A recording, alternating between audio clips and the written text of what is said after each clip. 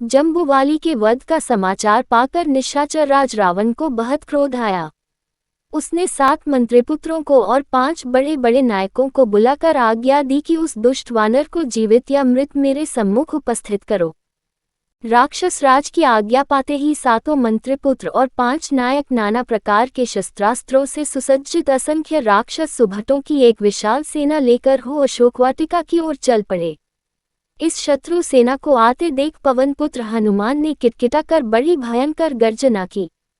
इस घनघोर गर्जन को सुनते ही अनेक सैनिक तो भय से ही मूर्छित हो पृथ्वी पर गिर पड़े। अनेक के कानों के पर्दे फट गए।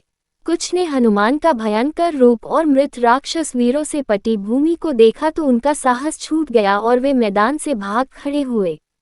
अपनी सेना को इस प्रकार पलायन करते देख मंत्रिपुत्रों ने हनुमान पर बाणों की बौछार आरंभ कर दी। बाणों के आघात से बचने के लिए हनुमान आकाश में उड़ने और शत्रुओं को भ्रमित करने लगे। आकाश में उड़ते वानरवीर पर राक्षस सेनानायक ठीक से लक्ष्य नहीं साध पा रहे थे। इसके पश्चात वे भयंकर गर्जना करते हुए राक्षस दल पर वज्र की भांति टूट पड़े। कुछ को उन्होंने वृक्षों से मार मार कर धराशायी किया और कुछ को लात घूंसों, तीक्ष्ण नखों तथा दांतों से क्षत विक्षत कर डाला। इस प्रकार उन्होंने जब 7 मंत्रिपुत्रों को यमलोक पहुंचा दिया तो विरूपाक्ष, यूपाक्ष, दुर्धर्ष, प्रघर्ष और भास्कर्ण नामक 5 नायक तीक्ष्ण बाणों से हनुमान पर आक्रमण करने लगे। जब दुर्धर्ष ने एक साथ 5 विषैले बाण छोड़कर उनके मस्तक को घायल कर दिया तो वे भयंकर गर्जना करते हुए आकाश में उड़े। दुर्धर्ष भी उनका अनुसरण करता हुआ आकाश में उड़ा और वहीं से उन पर बाणों की वर्षा करने लगा। ये देखकर दांत किटकिटाते हुए पवनपुत्र दुर्धर्ष के ऊपर कूद पड़े। इस अप्रत्याशित आघात को न सह पाने के कारण वह तीव्र वेग से पृथ्वी पर गिरा, उसका सिर फट गया और वह मर गया। दुर्धर्ष को इस प्रकार मारकर हनुमान ने एक साखू का वृक्ष उखाड़कर ऐसी भयंकर मार काट मचाई कि वे चारों नायक भी अपनी सेनाओं सहित धराशायी हो गए। कुछ राक्षस अपने प्राण बचाकर बेतहाशा दौड़ते हुए रावण के दरबार में पहुंच गए और वहां जाकर उसे सब योद्धाओं के मारे जाने का समाचार दिया।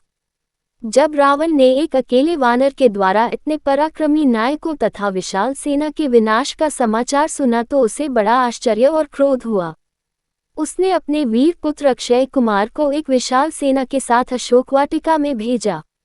अक्षय कुमार ने हनुमान को दूर से देखते ही उन पर आक्रमण कर दिया।